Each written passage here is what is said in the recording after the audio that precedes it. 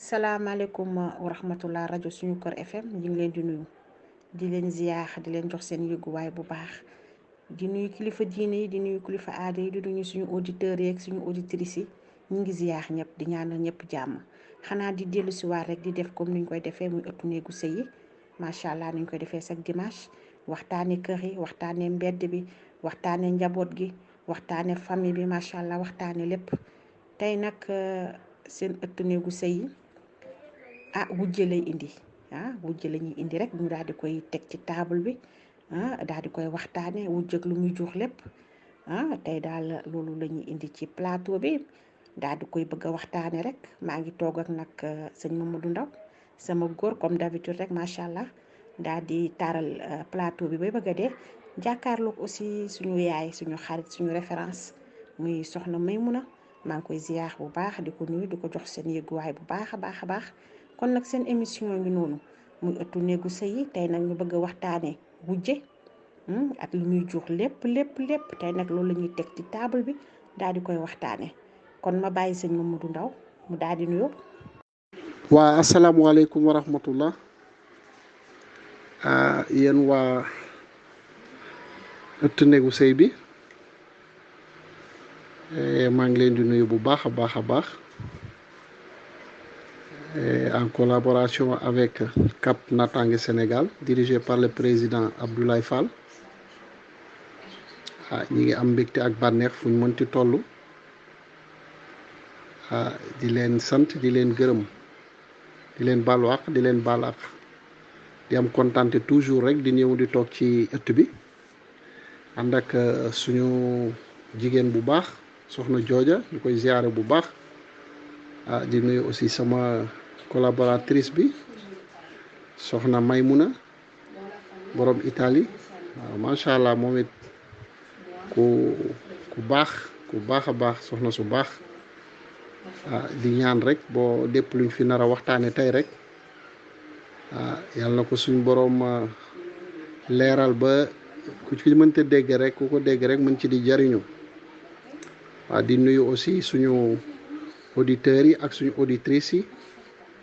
fu ñu mënti toll rek ci àdduna bi ñu ngi leen di nuyu bu baax di leen ziyaare di leen jaajëfal.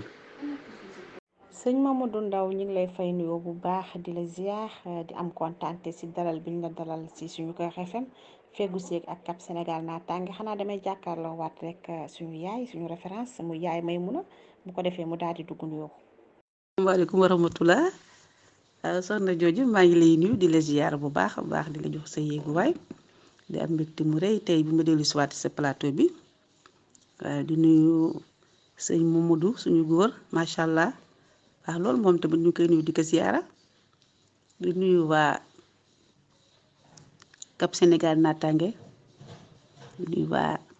rajo bi yëpp suñu Kër FM di nuyu ñëpp di leen ziyaara di nuyu Abdoulaye Fall monsieur le président waaw di am mbégte mu rëy daal ñaan yàlla mi mooy borom lépp yàlla ñu defal jàmm ma ñu dégg topp ba yàlla may ñu àggale suñu sago jërëjëf jooju ba ci kanam. yàlla may ñu dégg may ñu topp jërëjëf yaay Maymuna ñu ngi lay fay nuyoo bu baax di la ziyaar xanaa damay jàkkaarloo waat ak sama góor rek muy sëñ Mamadou Ndaw tey nag ñu indi paquet bu doy waar paquet boo xam ne dëgg la li muy jur ci jàmm bëri na waaye des fois li muy jur ci safaan bëri na nañ ma baal ci kàddu yi paquet bi ñu indi rek muy wujje di aawa ñaareel ñetteel ba ñeenteel bu nekk Sénégal rek xam nga suñu réalité ak li muy jur lépp l'islam aussi maye na ba ñeent waaye am na ñoo xam ne bañ nañ ko ba tëdd ci suuf xanaa damay jàkkaarloog macha allah sama góor rek muy sëñ Mamadou Ndaw sëñ Mamadou Ndaw paquet bii lañ indi de muy wujje sëñ Mamadou Ndaw lan nga ma mën a wax ci aawo ñaareel ñetteel ñeenteel muy wujje. waa soxna jooja maa ngi lay ziyaare bu baax di la béggee toujours fu ñu mënti nekk rek di la béggee mu nekkee émission boo xam ne dañ ki am mbégte di ko assister di ci wax suñu xalaat bi toujours nag mooy xalaat bi nga xam ne moom la ñuy dund thème bi nag bon mu nekk thème bu délicat waaw mu nekk thème bu délicat boo xam ne dafa sensible trop mais nag dafa bokk ci suñu dund. Yàlla def nag ñun ay jullit lañu te am na lu ñu suñu diine may, am na lu ñu suñu diine mayul. moo tax ba nga xam ne tey jii góor yàlla def mën na ko may mu am benn, ñaar, ñett ba ñeent. waaye nag yàlla daf ñu booleeg suñuy naataango, suñuy nawle, muy jigéen, muy suñu yaay, di suñu rakk, di suñu lépp daal, mënuñu dem sans moom. yàlla dina def nag parfois borom kër nag daf ci biir këram pour mu mën a neex dëgg-dëgg, wax dëgg yàlla njabootam day ñaan ñu am jàmm. waaw jàmm jooju nag ñu ngi koy gis ci biir ay njaboot yaa macha allah, gis nañ fi ay wujj yoo xam ne dañuy sëy mais dañuy mel ne ñu bokk sax ndey ak baay. waaw ba vraiment ku góor ki day dem ba sax moom wax dëgg yàlla danaan jàmm yàlla moom presque matal na ko ci ndax gis ci boppam ci waxin daal. waaye gis nañ fi aussi góor goo xam ne wax dëgg yàlla parfois sax su ñemewul dëgg wala mu ñeme jël responsabilité, bu yeewoo sax xëy na balaa njabootam yeewu xëy na mu takk ay bagaasam dem, ndax xëy na saafaan wa nga xam ne moom la ñuy dunde ci biir kër gi diggante ay wujju. kon soxna jooja mbir mi am na ñaari fànn yu mu àndal, am na ay avantage, am na ay inconvénient. waaw loolu moom ci biiru ëtt sëy bi actuellement nii lëmbe na trop bari na fi trop wujje yoo xam ne daal wax dëgg yàlla ñu ngi dem bay defante yoo xam ne daal ñaaw na ci dégg ak ci jëfin. merci beaucoup sëñ Mamadou Ndaw, kàddu yi rafet na. borom kër bi nga xam ne yeewoo na daal di xëy fajar takk dàllam daal di daw, nga xam ne borom kër googu kon amul jàmm. xëy na ñàkk jàmm bi aawo bi la, xëy na ñaareel bi la, wala ñetteel bi, wala ñeenteel bi. xanaa damay jàkkaarloog yaay Maymuna rek. yaay Maymuna, dégg nga li nga xam ne sëñ Mamadou Ndaw wax na ko, wujje ak li muy jox lépp ak jamono ji sax fi ñu toll nii gis nañ wujje yi li ñuy defante comme ñun ñuy jigéen ñun ñooy nekk ci kër yi. yaay Maymuna, loolu loo ma mën a indil ci li nga xam ne sëñ Mamadou Ndaw wax na ko. joojo maa ngi am mbégte mu réew fas yéene jàkkaarloo yéen rek macha allah ci mbiri kujje. soxna jooja kujje foo ko teg rek nga fa. kujje bu jëkkoon suñu yaay yenuñu ko woon, danoo nekk seeni ujje noor jàmm seen ak njaboot yëpp benn la, kenn mën la xàmmee ku kiy juru ki kiy jurul, ñoom ñëpp di benn, seen lépp di benn. waaye léegi si ak dëkkuwaay yu xat nag am jàmm lool, waaye léegi si dëkkuwaay yaatu nanu, ku nekk ak sa appartement, kenn dëkkul ak sa wujja, ñu ci bari dëkkul seen wujja. te damaa gis léegi la gën a métti, léegi si lañ gën a yenu ujje, waaye bu jëkkoon ujje si gam amoon na raar na lool. suñu yaay daal li ma la mënoon wax daal li ma la wax daal suñu yaay yenuñu ko woon daal, waaye léegi si damaa gis danoo yenu ujje mu métti lool nag.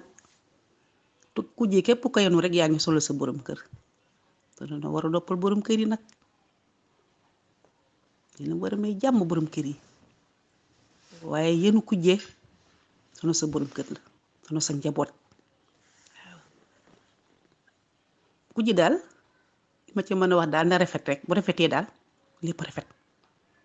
waaye bu ñaawee lépp ñaaw. kon nag yàlla may ñu rafetal rek ba lépp di rafet. yaay Maymuna, dégg nañ kàddu yi rafet na lépp rafet rek. bu rafetee wujje yi daal di rafet. jërëjëf yaay Maymuna, kàddu yi rafet na. xanaa damay jàkkaarloo war rek sëñ Mamadou Ndaw. sëñ Mamadou Ndaw damay laal góor ñi nag, ndax des fois góor ñi du ñëpp nag question boobu rek laa lay posé. góor ñi ñooy tas seen kër yi, parce que nag boo amee aaw ak ñaareel ci biir kër boole leen ñoom ñëpp ci biir kër te yemale woo sëñ Mamadou Ndaw, boobu góor lan nga koy wax. waa soxna jooja waaw xam nga li nga wax moom maanaam dëgg la. waaw li nga wax dëgg la, am na góor ñoo xam ne parfois ñooy tas seen kër. waaw loolu moom am na ndax xëy na nañu bëggee yore seen kër ak nañu bëggee doxalee moo teguwul ci yoon ba nga xam ne am na parfois yoo xam ne ñoom dañ ciy am une part de responsabilité bu rëy sax bu rëy parce que dama ne kër dafay am kilifa waaw buñ ne kilifa nag du question ne yow tey yaay jëkkëru kii yaay papaay diw yaay nijaayu kii yaa nekk ci kër gi yaa moom kër gi non kilifa tooguwaay la waaw tooguwaay la kilifa dafay mat kilifa maanaam bu la yàlla dimbalee tey yow yaa nga takk sa awa yàlla def ngeen ni dund bu macha allah ba sa xel dem ci nga ne da nga bëgg ñaareel wax dëgg yàlla ba nga takk ñaareel indi kon war nga mën a doxelu kilifa ba nga xam ne tey wax dëgg yàlla frustration du am waaw mais tey bu dee yow yàlla dafa def nga am awo dem takk ñaareel boo indee sa ñaareel yow yaa xam sa bopp daal di wane sa bopp ba tey jii par exemple awo bi wala kenn ci ñaareel yi naan kii de moom wax dëgg yàlla dafa wane boppam fii la féete kon donc foofu lu fa mënti am tamit yow mi nga xam ne yaay góor yow yaay yore responsabilité bi kon góor ci biir kër nekk kilifa dafay am tooguwaay bi mooy yemale yépp waaw su may def tamit damay xool li may defal kii ma defal ko kële bu ma ko mënee ma defal leen ñoom ñëpp su ma ko mënul tamit ma bàyyi ba mën ko defal leen mais di wane ne kii xëy na si nga gën a sa xol fii nga ko gën a yóbbu ba distinction bu ñaar ñi seen biir ku nekk di ko yëg sa bopp kooku je crois kër gu tas tamit borom kër googu moo tas këram. yemale yëpp sëñ Mamadou Ndaw te yaakaar naa ne jamono ji loolu moo jafe damay taxawaat ci yow rek ñu daal di jàkkaarloo waat daal di pelloo ci plateau bi macha allah toogaay bi rafet na xanaa sëñ Mamadou Ndaw dama lay laajaat benn question rek parce que nag gis nañ des fois suñu borom kër yi dañuy am soxna si nga xam ne laqal na 60 ans jëm kaw daal di indi xale bi nga xam ne 20 ans la am mu daal di jàkkaarloog soxna si nga xam ne am na 60 ans daal di bëgg wujjeeg moom est-ce que nag des fois comme ni ko góor ñi di waxee wujje dañ koy nef est-ce que du des fois góor ñi aussi loolu mooy indi seen problème. waa soxna jooja lii nga ma laaj dafa nekk benn phénomène boo xam ne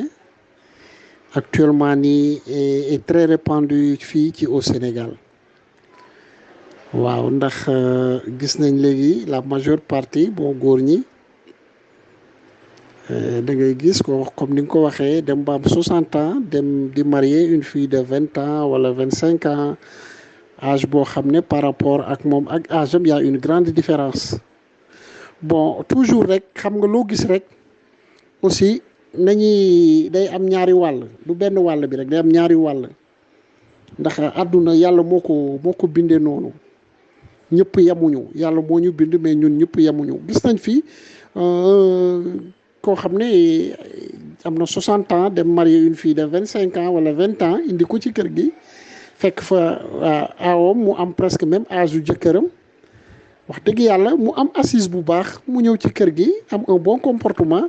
ñu dalal ko aawo bi tamit dalal ko def ko sax comme doomam je dis def ko comme doomam et ñu partagé li nga xam ne tey jii nii moom la mooy seen jëkkër yooyu am na gis nañ ko fi c'est très rare nag c'est très rare mais gis nañ ko fi mais tamit li ci ëpp 3/4 yëpp boo xoolee toujours ci ay problème lay mujjee parce que y a un problème de communication buy am parce que la nouvelle génération dañu am beneen manière boo xam ne noonu la ñuy dundee ñoom waxuma sax nu ñuy sëy mais noonu la ñuy dundee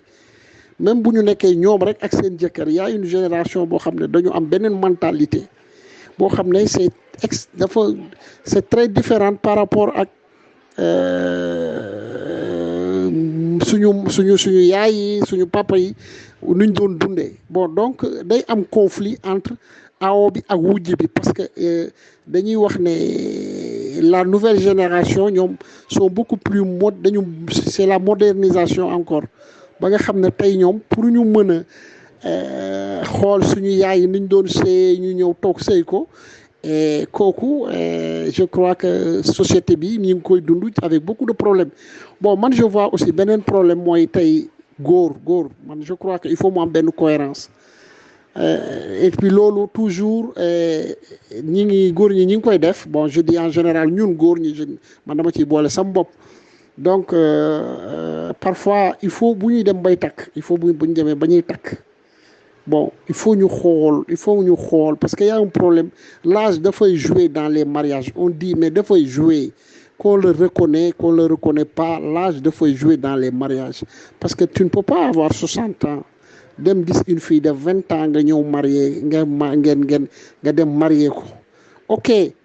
vous allez vivre, peut-être elle va vous accepter beaucoup de choses wala yow di nga accepter beaucoup de choses, mais dafay am benn conflit bu rëy bu ciy am ci biir.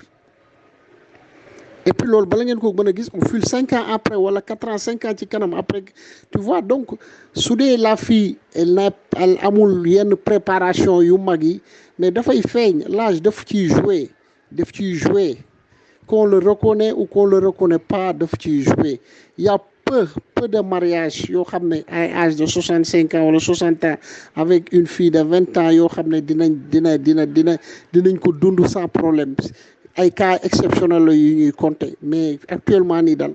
bon góor ñi am nañ tendance dem di jël âgé ba pare di jël yenn fille de 20 ans yi. Bon te yooyu toujours bu ñuy sa biir kër bu fekkee nga amoon ñaari jabar wala tey jii bu ñëwoon nga fekk nga am sa benn jabar, toujours ay problème lay indi. merci beaucoup sëñ Mamadou Ndaw kàddu yi rafet na, kàddu yi am na solo macha allah. xam naa maa ngi ñëwaat ci yow léegi. damay jàkkaarloo waat ak rek yaay Maymuna daal di waxtaan ak moom ci aaw yi, comme que ñun ay jigéen lañ te ñun ñooy nekk ci kër yi, ñun ñooy wujje. damay jàkkaarloo waat ak yaay Maymuna rek wax ko aawo bi nga xam ne moo war a uuf nan la war a doxalee. aawo bi nga xam ne moom la ñu war a indil ki nga xam ne rakk lañ koy tuddee, wujju lañ koy tuddee, lépp mën nañ ko tuddee, lépp lañ koy tuddee. te xamoo luy jikkoom, mosu leen a dëkk, ñu daal di koy indil ci biir kër gi mu war a uuf ñëpp. boobu aawo nan mooy toogaayam, nan la war a toog yi ba uuf ki nga xam ne moom lañ ko indil muy rakkam muy wujjam. aawo boobu nan la war a mën a toogee. soxna jooja man damay wax li ma gis sama waajur rek dëgg yàlla. aawo bi nga xamante ne nii dafa nekk ci këram ñu di ko rakka soxna jooju kooku dafa war a uuf rek, jàppale boppam, jàppale borom këram, am personnalité am nag. waaw foog nga am personnalité, moytu àndandoo yi, moytu yaayi mbedd yi, uuf ko uufin bu rafet, jox këb cër mu jox lépp cër. bu ko defee jàmm rek kay am. bu dee xale bu baax lépp jàmm rek kay am. bu yàlla defee mu am ceeg njaboot googu nga boole si njaboot ak njaboot gi ñu benn, foofa jàmm rek kay am. jàmm ji daal yow miy mag yaa war a matale tey moytu. waaw loo xamante ne ni day indi coo daal yaa ko war a moytu. tey yar nag, yar mooy maanaam di xool ni nga tooge mu tooge ka. day jafe nag waaye bu amee rek jàmm rek am. bu ko defee njaboot gi dañuy am jàmm, sa borom kër am jàmm, njaboot gi am jàmm. waaw kooku daal moom boo fay si sa place rek jàmm rek ngay am. waaw daal laa ci gis. jërëjëf yaay Maymuna, kàddu yi am na solo, waaye si say biir wax dafa mel ni danga ne affaire yi moytu la. kon nag yàlla nañu yàlla may dégg rek, yàlla may ñu topp. waaye yaay Maymuna, dafa am suñu góor ñi benn phénomène bi nga xam ne jël nañ ko léegi. bu njëkk ba suñu maam yi buñ daan takk soxna dañ la wax 1 semaine avant wala weer avant, mais léegi nag dafa mel ni suñu borom kër yi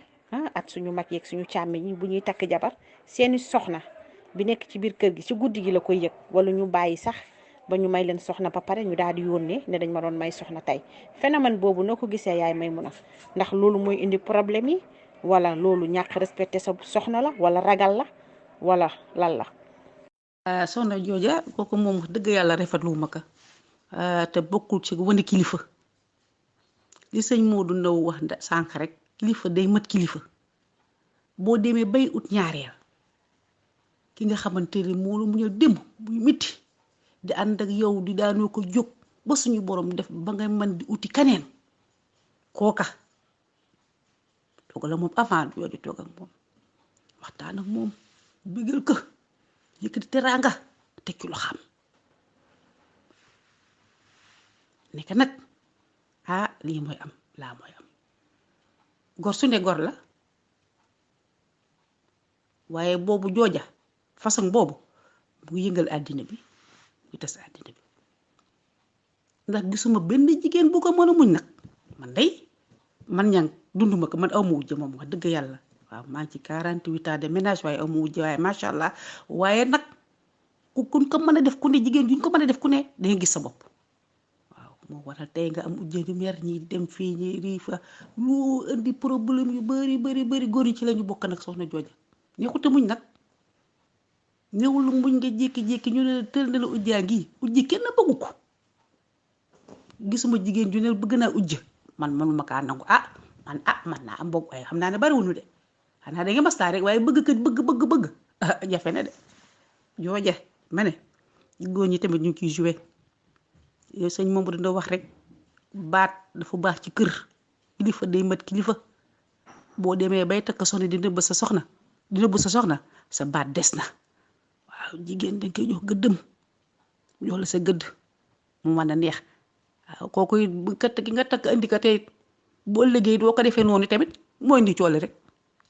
kenn du la ci joxab cër ba dalay daal di réer wóor ki daal si mu gàttal di moo la mën a wax moom daal moo war a góorgóorlu gérer këram jàmm am fa waaw yemale jàmm am yemale mi nag du yomb waaye moom daal moo mën a gérer këram daal lu ma la mën a wax. merci beaucoup yaay Maymuna kàddu yi am na solo xam naa maa ngi ñëwaat ci yow léegi damay jàkkaarloo waat rek sëñ Mamadou Ndaw dégg nga question bi nga xam ne posé naa ko yaay Maymuna phénomène bi nga xam ne yéen góor ñi ma sànni la xeer jël ngeen ko léegi am na sax ñu naan boo ko teelee wax sa soxna du am est-ce que du loolu mooy indi jaxase yi foofu la wujje bi di commencé te xam naa ne guerre boobu yéen a koy déclaré ma sànni leen tuuti xeer sëñ Mamadou Ndaw phénomène boobu yow nan nga ko gisee mooy di nëbbu sa soxna takkal nañ la ñaareel ci guddi nga koy wax wala bu ñu waree takk ba si suba sax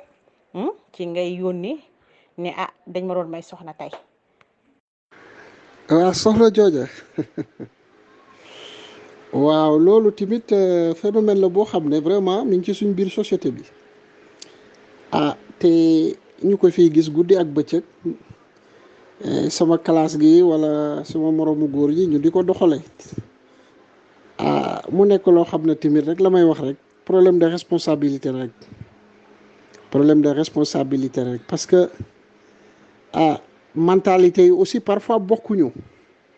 waaw parce que am ñoo xam ne dañuy jël lépp te jox teg ko ci suñu loxo suñu borom parfois dañuy fàtte lu bari daal dañuy fàtte sax ba fàtte ne ñun ay jullit lañ wala parfois booy def mbir sax yow lu bari doo ci calculer suñu borom ndax tey yàlla moom dafa pare ñi mu ne seen ñoo war a ànd sëy moom ala kuliyaali fu ñu mënti jaar kilikoro ki nekk diaspora ba ki nekk fu mënti doon rek bu ko yàlla tuddee rek dafay am jullit nag bon noonu ngay doxale ba nga xam ne tey man ci sama yaakaar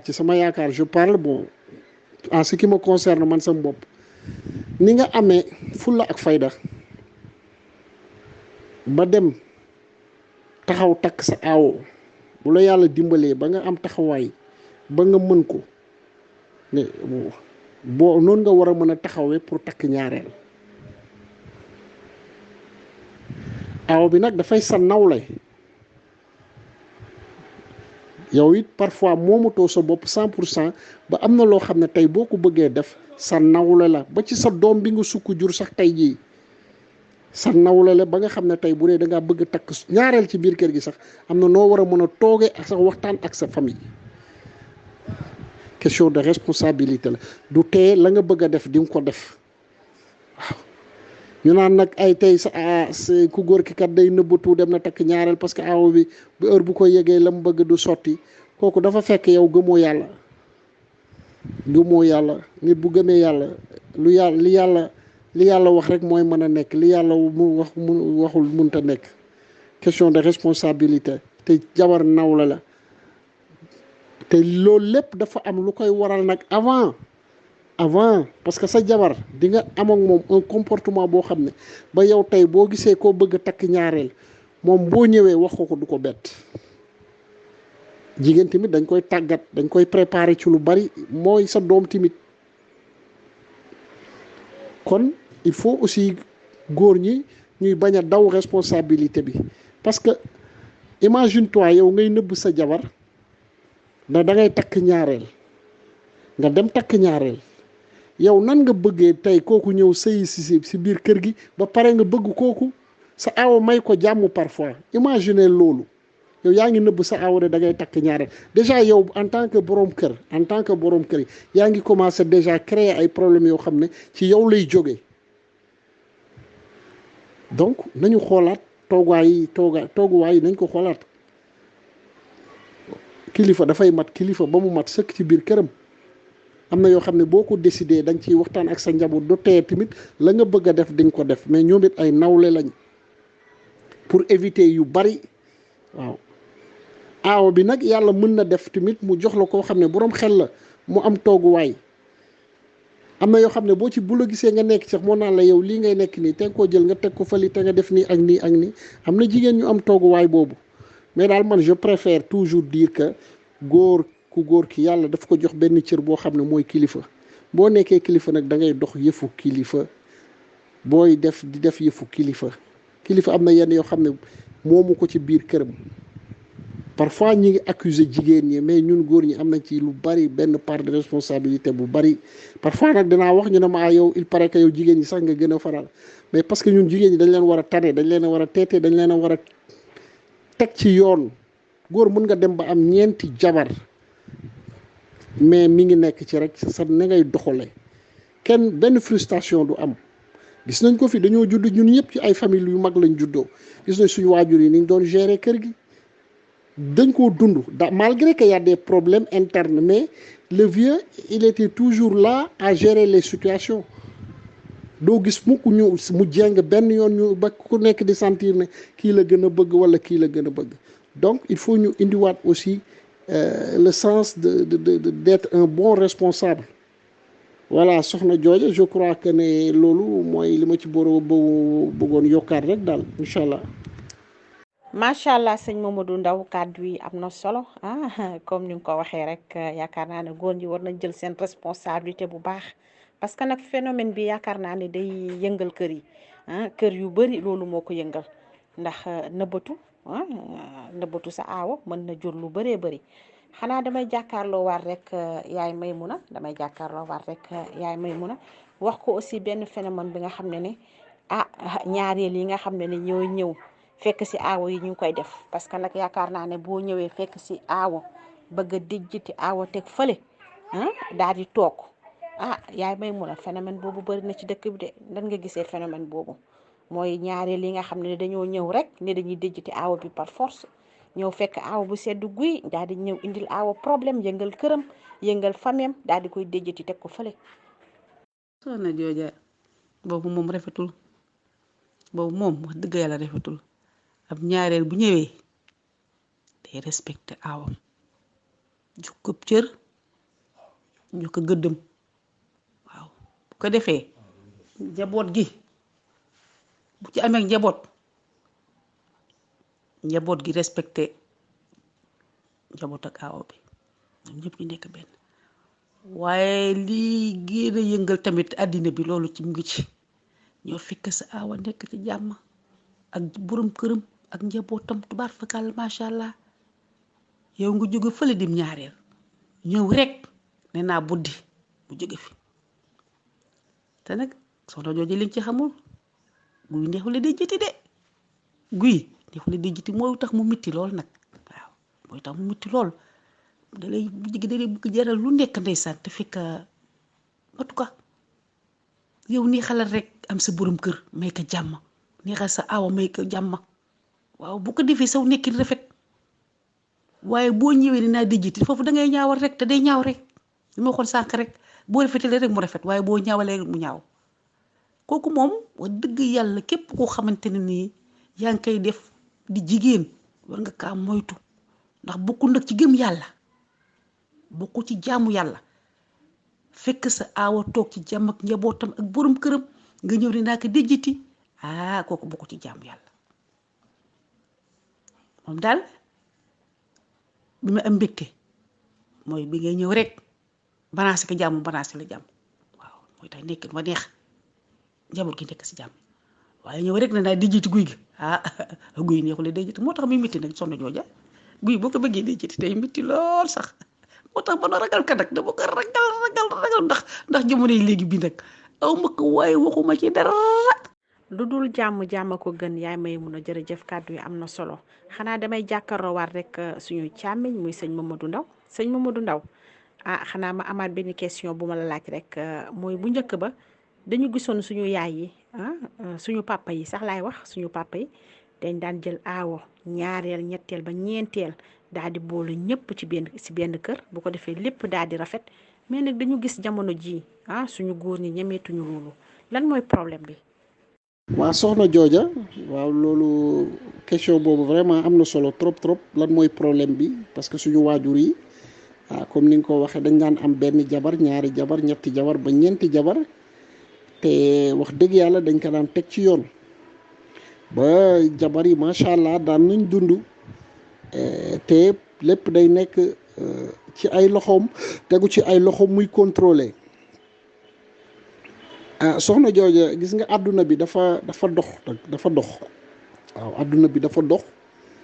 et y a beaucoup de choses yoo xam ne ont changé yu bëri dafa am coppeeku boobu nag dafa dem ba dugg ci biir famille yi am na beneen facteur boo xam ne tey mooy jikko yi ñoo soppeeku jikko yi ci boppam ñoo soppeeku te jikko bu soppeekoo rek la cay topp nag moom du neex a dégg wala du neex a gis waaw ndax mag ñi lu mu bon moom ñoom du ma wax sax lu ñu bon mag ñi ñoom seen bopp sax dañu amoon tooguwaay maanaam lépp lu ñu doon def rek dañ ko daan def ci njekk ak teraanga ak sutura waaw ak cër bu mat ñoom liñ boole woon dafa bari amoon nañ sutura amoon nañu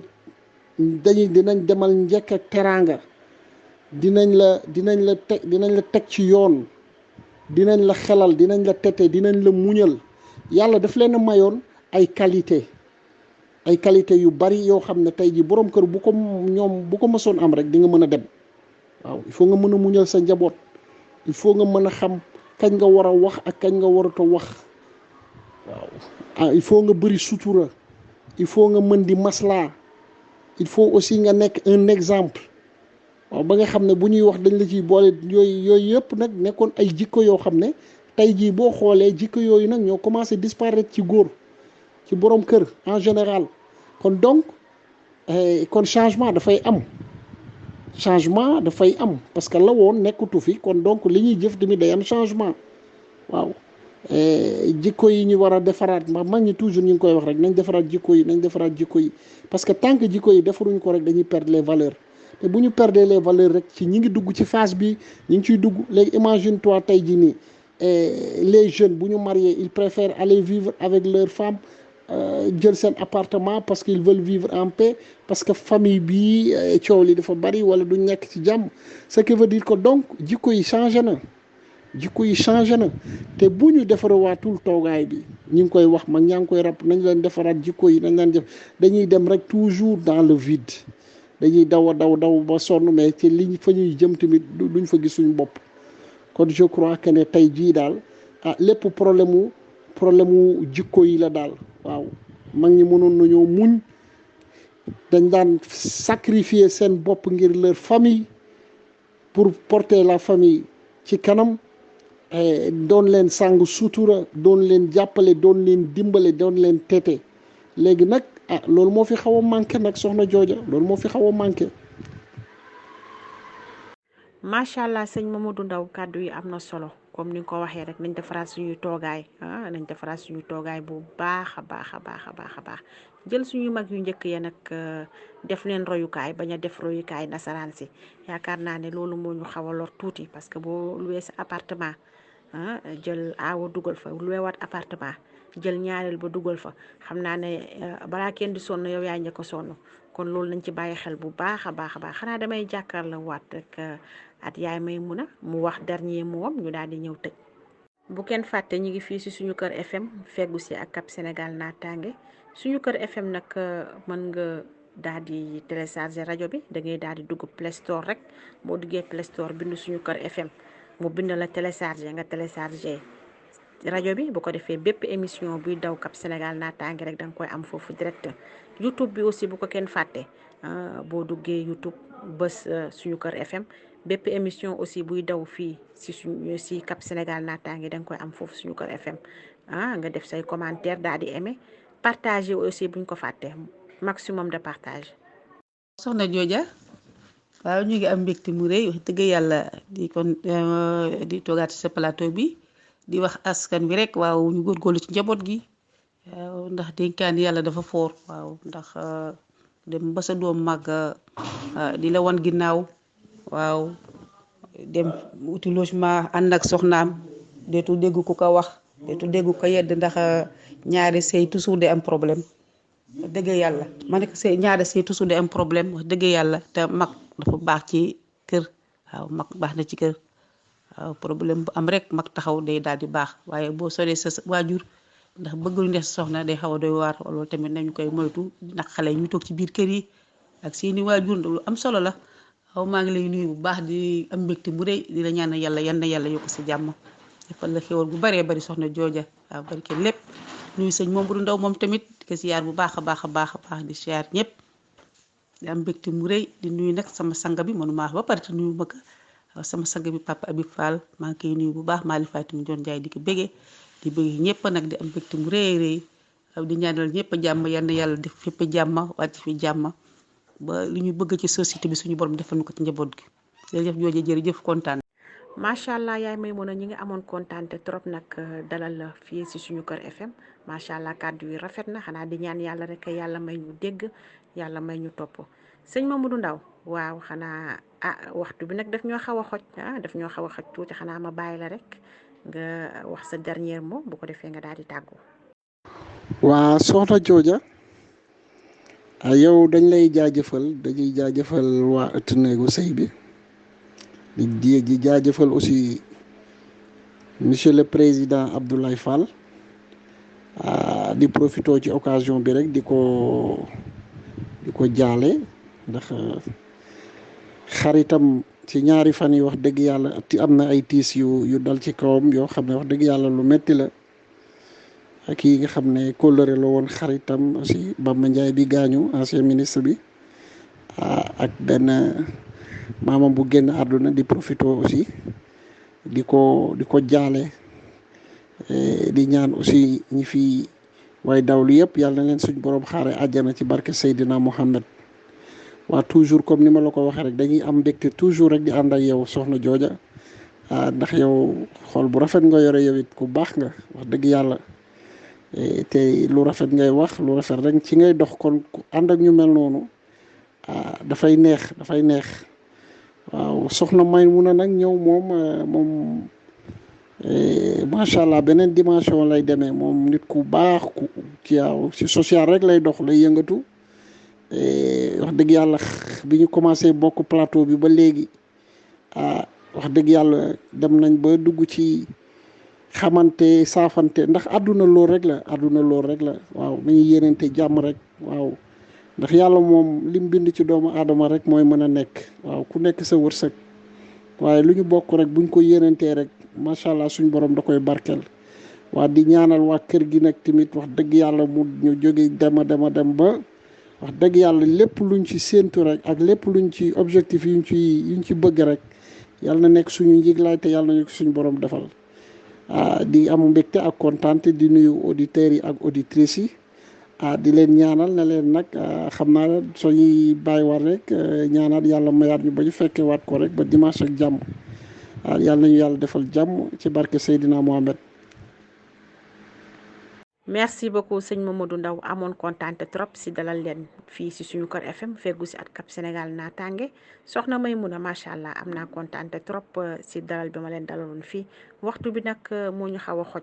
di remercier ñëpp di remercier techniciens yi nga xam ne ñoo jàpp ci son bi ba mu leer maa ngi leen di remercier bu baax a baax a baax di jaale aussi le président muy monsieur Abdoulaye Fall maamam bi nga xam ne moo génne àddina ñu ngi koy ñaanal yàlla xare ko àjjana suuf sedd si kaw malaaka yërmande teeru ko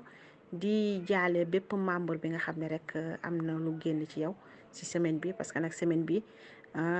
xawoon na tàng tuuti ñi ngi ñaanal ñëpp bépp way dawlu bi nga xam ne jóge nga fi rek dem kërum dëgg ñu ngi lay ñaanal yàlla xaare la àjjana suuf sedd si kaw malaaka yërmande teeru leen maa ngi leen di remercier bu baax di remercier sama invité yi macha allah seen ëttu néegu sëy ngi noonu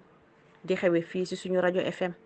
ànd si at Cap Sénégal naataange maa ngi baalu àq ñëpp di baal àq ñëpp di wax ni lu fi baax rek ñu xam ne ndimbalu suñu borom la lu fi safaan rek macha allah ñu xam ne doomu aadama moo matul mais maa ngi baalu àq ñëpp di baal àq ñëpp di wax ne nag seen ëttu néegu sëy yi tey mbirum wujj lañ doon wax muy aawa ñaareel ñetteel yëpp macha allah at suñu borom kër yi yëpp waxtaane nañ ko tey dañuy ñaan yàlla rek yàlla may ñu dégg yàlla may ñu toppam ñu ngi remercier ñëpp di remercier sama invité yi nga xam ne amoon naa leen fii muy sëñ Mamadou Ndaw ak soxna Maymuna di remercier aussi sama technicien yi nga xam ne jàpp nañ ci son bi bu baax a baax kon nag seen waxtaan a ngi noonu muy ëttu néegu sëy yi di xewee fii si suñu kër FM chaque dimanche kon nag ba dimanche prochaine si yeneen paquet ak yeneen waxtaan incha allah